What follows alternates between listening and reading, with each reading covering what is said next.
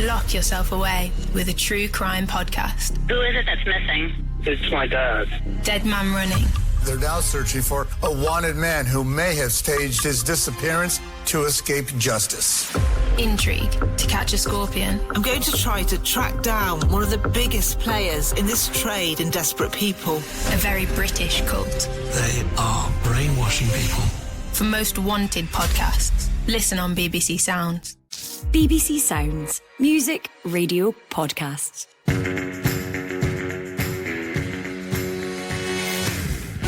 Hello, I'm Alasdair Lamont, and this is the Scottish Football Podcast as we record. It's the evening of Sunday, the 26th of May, and Ross County have retained their Premiership place. Simon Murray shoots, and what a goal that is from Simon Murray!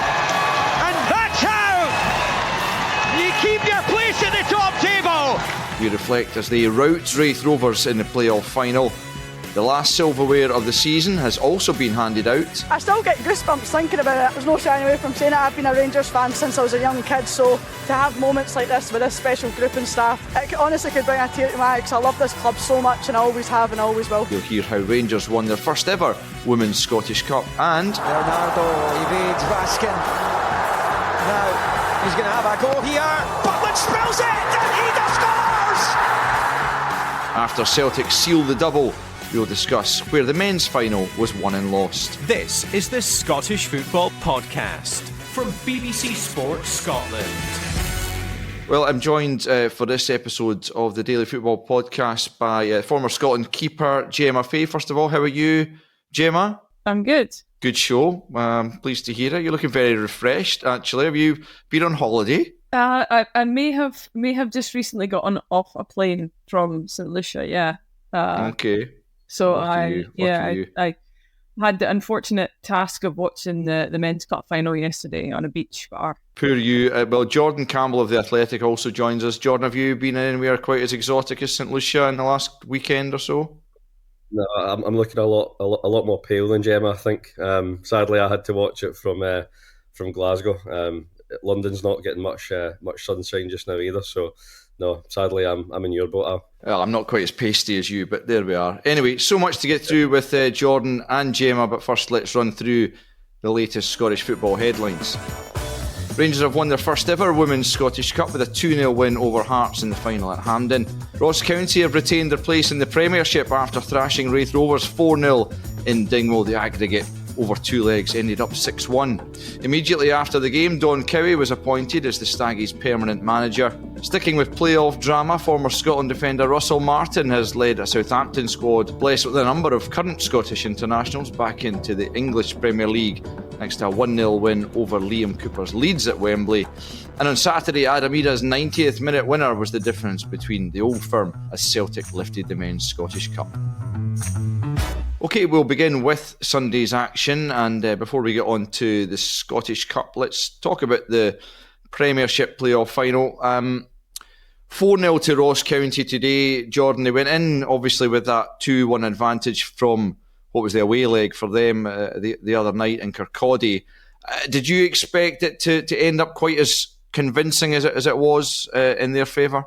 No, I think Ross County were always the favourites, given the budget and the profile of the players they've got, home advantage as well. But I think it maybe flattered them slightly. Raith are a good side under Ian Murray, and they did implement their own style in the game. But I think that the difference was the quality up front with Jordan White and Simon Murray, and obviously Jan Danda wanting to go out on a high before he moves to Hearts in the summer. Producing a couple of moments of quality across the two legs. But I think for Ross County now, it's got to, if last year wasn't a wake up call, this has definitely got to be it, because Livingston were cut adrift pretty early on, and Don Cowie coming in has done a good job. I think after Derek Adams' 12 games in charge, where he completely ripped the heart out of things, and with some of his comments about comparing his League Two Morecambe side, saying they're 100 times better than his own players. I think that did a lot to really, set a rot in at the club. And listening to the players today, I think it's testament to the job that Cowie's done as a man manager in his first job to get them out the hole that they were in. But yeah, it's got to now be a springboard for them to really push on and and stop circling the drain, because you do feel like it's just a matter of time with Ross County just now. But no, I did see a lot of positivity the last few weeks, and some of the home wins they got against Rangers, Hearts, Hibs the last couple of months have been massive for them. So I think there looks a bit more belief about them now, the last few months. And I think if they can keep that squad together, because that's always the problem in the Premiership, is that the teams and the managers, the churn that they go through, it's really difficult to build something. But I think with Don Cowie, clearly the backing he's got for Roy McGregor there is a platform now for them to go and really keep the squad together and add quality to it. Raith Rovers obviously deserve a lot of credit, Gemma, for getting where, first of all, pushing Dundee United as far as they did in the title race, and then getting to the playoff final. But it did always feel like it was going to be a bridge too far for them, and as it so often is for the Championship side when it comes to this playoff. But nonetheless, the job that Ian Murray has done over the last couple of seasons at Raith Rovers, and you would imagine continue to do as long as he stays there, they'll be a force again next season, you'd imagine. Yeah, I think over the 2 games, I think there was a difference in class and quality between Ross County and Raith Rovers.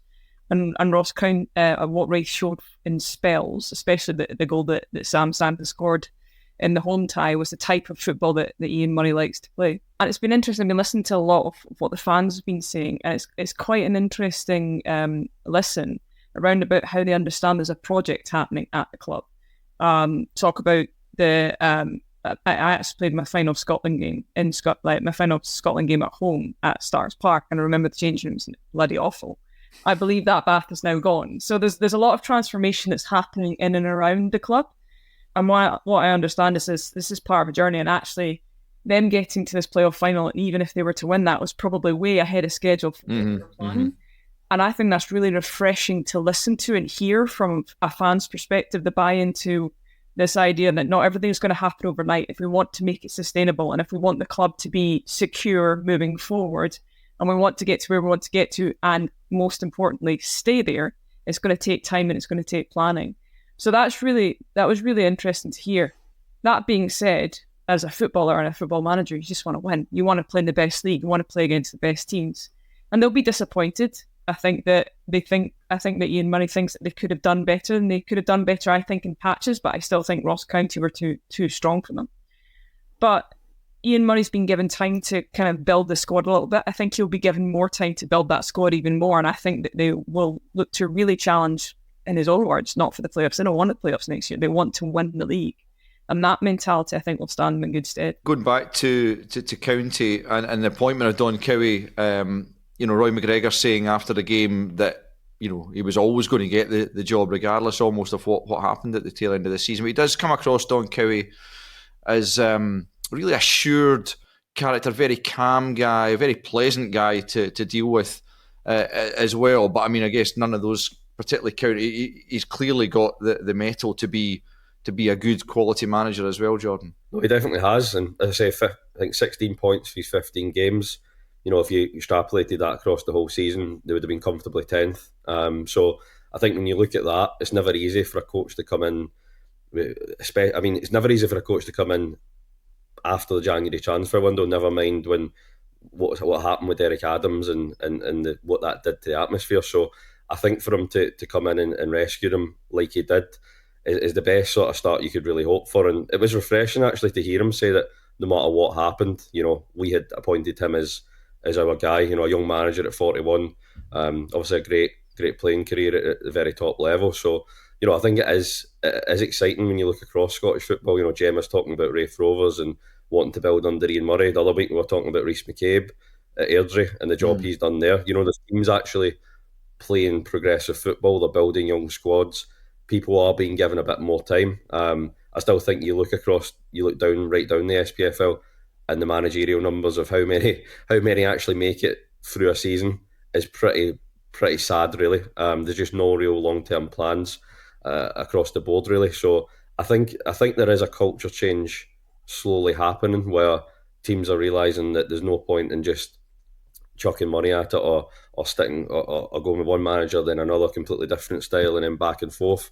And yeah, Raith are a great example of, you look 2 years ago with the whole David Goodwillie saga and Val McDermott pulling out a funding. That was a club that could have really plummeted, you felt, and they've now they've now managed to arrest that decline, and there's now a bit of hope about the place. So no, I think both clubs really are in a good position, and just on county geographically, I think with Inverness's move this week to relocate their training ground to share it with Celtic Hearts, citing the fact that it's difficult to attract players to the north of Scotland, it almost opened the door really for Ross County now to sort of sell themselves as the team of the north of Scotland. So I think there is an opportunity for them really to sort of stamp their authority over the next couple of years and sell where it is they are in the world, rather than using it as an excuse for poor performances. Yeah, I think the other thing with Don Cowie is Don Cowie's from there, and he's a lad. He's from the Highlands. He's grown up playing his football there, and he's gone and he's made it, and he's gone to Cardiff,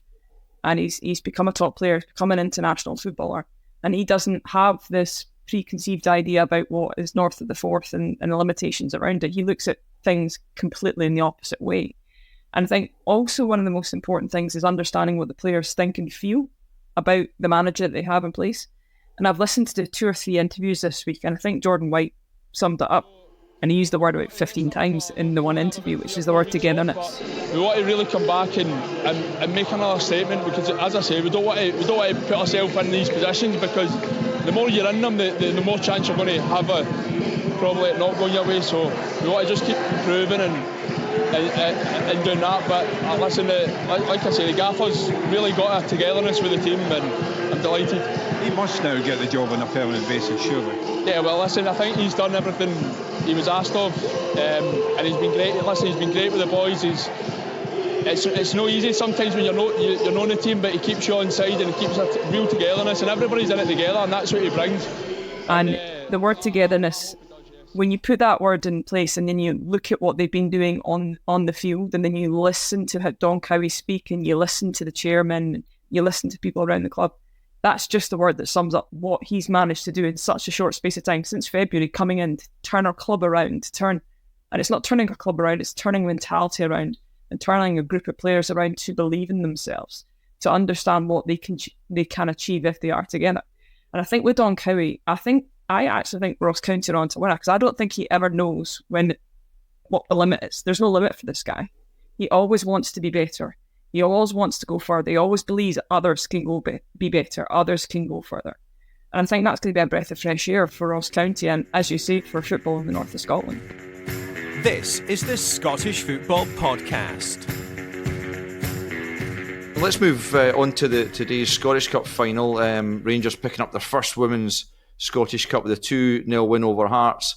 Gemma, I mean, I commentated on a game for TV, and Rangers clearly went in as heavy favourites, and I don't know if you agree, but it struck me that they put in a very dominant performance and never really looked like being beaten. No, and I mean the difference, you can look at the two sides in terms of the injuries that Hearts have, and Hearts starting with 2 16-year-old sisters in the Scottish Cup final versus Rangers bringing off the SWPL Player of the Year and the SWPL Young Player of the Year off the bench in the second half. Kind of sums up the situation that both teams were in.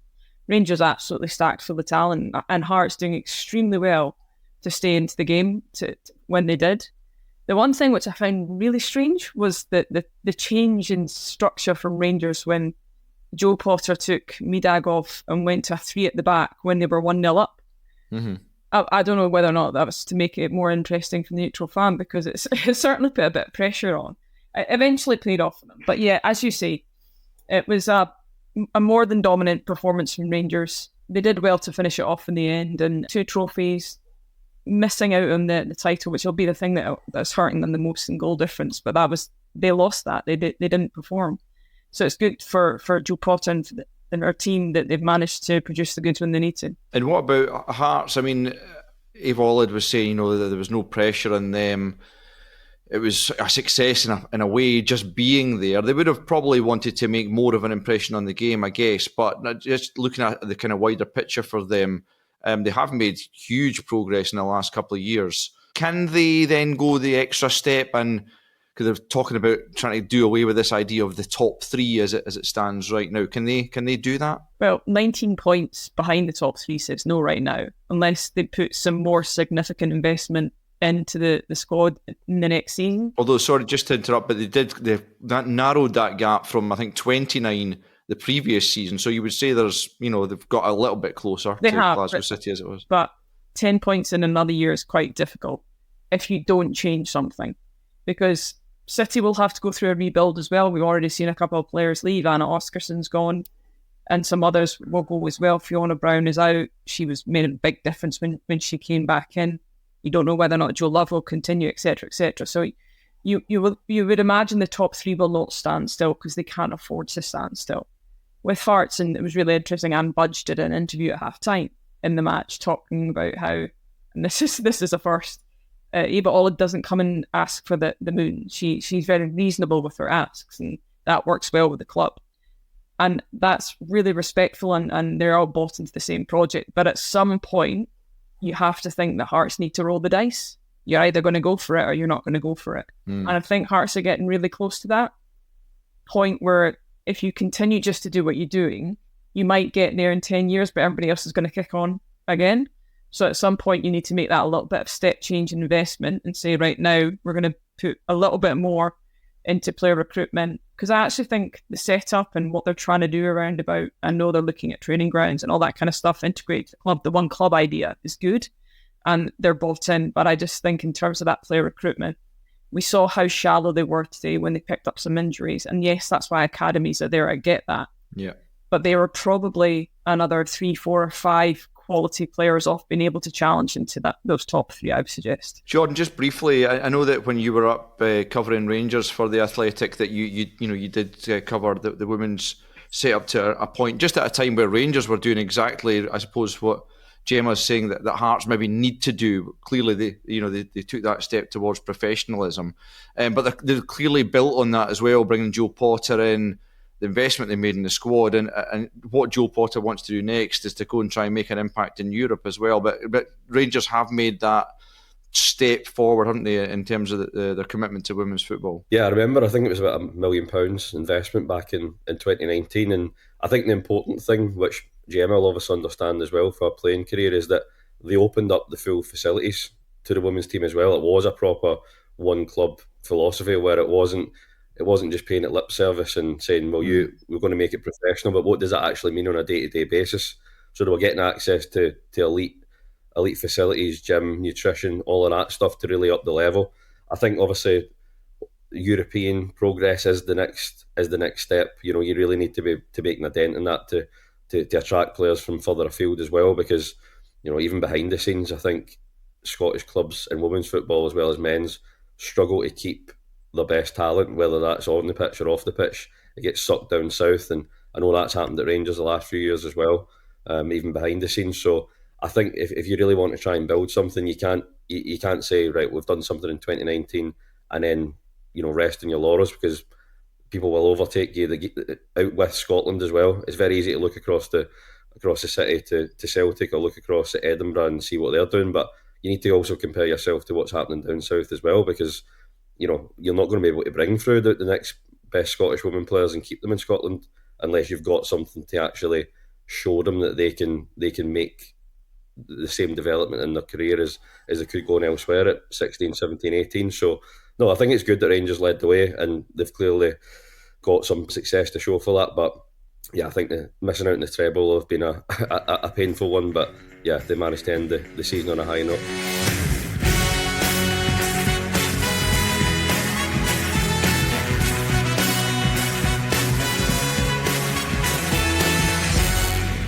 Let's just close on the men's game. Obviously, there's been a lot of reflection on that already. So let's just try and kick it on a wee bit. And looking already as the season just finishes, let's look ahead a wee bit.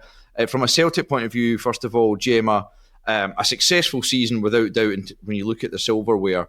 But you don't imagine Brendan Rodgers will want to stand still. He will want to invest again, like talking about making a mark on Europe. He'll want to do that in this revamped Champions League, and of course go on and dominate the Scottish game again.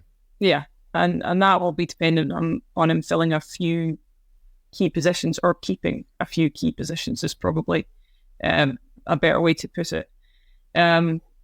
What's the likelihood O'Reilly's going to be there? We don't know. It's going to, I think, take a whack of an offer to get him away, but Celtic buy cheap and they build profile and they sell players on for talent. for money, because that's how the system works. Adam Aida brings you something different up front. Question was asked of him yesterday. I'm still a contracted Norwich player. Standard answer. That's not saying I don't want to be here. That's giving the answer that he has to give. Joe Hart's obviously gone. Happy retirement to him. He gave a cracking interview, I thought. I've absolutely no idea. All I know is I've absolutely loved every minute of my whole career. Football's been everything to me. It's everything I am as a person, and I'm going to have to find out who I am now.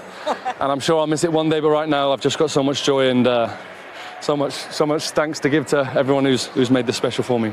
Are you able to sum up your Celtic experience? No, I'm not. I'm just able to smile, try and take it in as best I can. I'm going to sit back and reflect, and I'm just going to be super proud of everything I've been a part of. Love my family, love my friends, love my club. Thank you for having me. A really interesting viewpoint of how he's developed as a keeper. You remember him screaming and shouting in the Euros when they lost to Iceland to where he was now, and it was really nice to hear of how he spoke about Scottish football. I thought that was really poignant. So that position needs to come in and be filled, as well as some tightening up in defence as well. So he won't be standing still. I think the Celtic, it's not been a typical Celtic season. It's not been a consistently dominant season. Mm-hmm. We've had fits and starts and whatnot throughout the year. So I think Brendan Rodgers next year would like to build that level of consistency of performance into the squad in the domestic game. But also, I think, I'm a neutral, I'm not a Celtic fan or Rangers fan. I'd really like to see a Scottish team do something in Europe next year. Yeah. And you'd have to say Celtic are the best ones positioned to do that. Yeah, they should be, albeit, Rangers in recent times have made the better impact. But Jordan, we saw in the Scottish Cup final, on the day, arguably Rangers were the better team, but ultimately, Celtic got the job done as they so often do. So maybe there's not a massive gulf. There probably is in terms of the squads. If Rangers had everyone fit, you could argue not so much.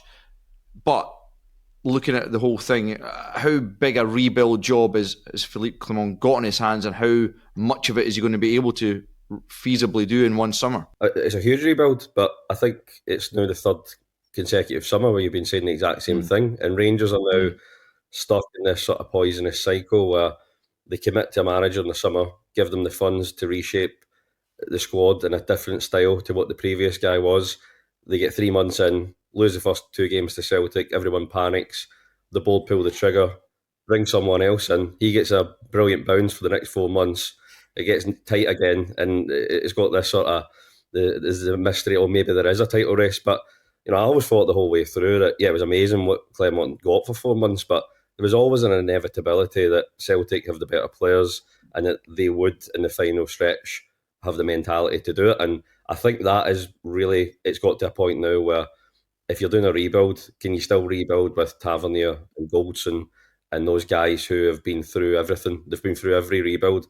And I think, you look at them at the weekends, you think, can you really deal with that scar tissue and 3 major trophies in 7 years?